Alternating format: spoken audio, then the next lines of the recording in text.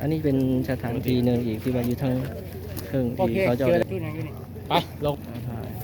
คนตัว มันมีไฟไหมอ๋อคือไปจุ่มแล้ว ใช่ไม่ใช่ มันเป็น ข้างล่างก็มี มันอันนี้อีกก็เป็นอีกสถานที่หนึ่งเนาะเพราะว่าอยู่ทางลุมก็มีทางเทิงก็มี เก่าไว้ว่าที่พันปีแล้ว นี่อันนี้เป็นยุมมุมทางเทิงเนาะอันนี้เป็นสถานที่เผาเนาะแมนเบิร์ดเลยนี่นะ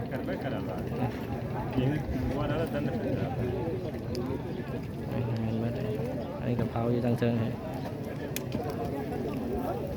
คือ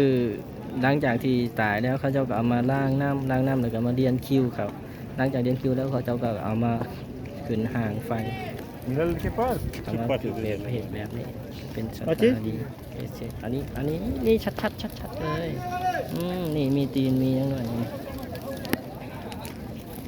คือนี่แหละเห็นไหมยังเป็นตีนยังเป็นรองเท้าคือมันไม่มีอะไรที่แน่นอนใช่ไหมเอาอย่างมาคือทุกสิ่งทุกอย่างเกิดขึ้นมามันก็มีการดับไปแบบเป็นธรรมดาอันนี้เป็นแบบอันนี้ตีนตีนนั่นก็ตีน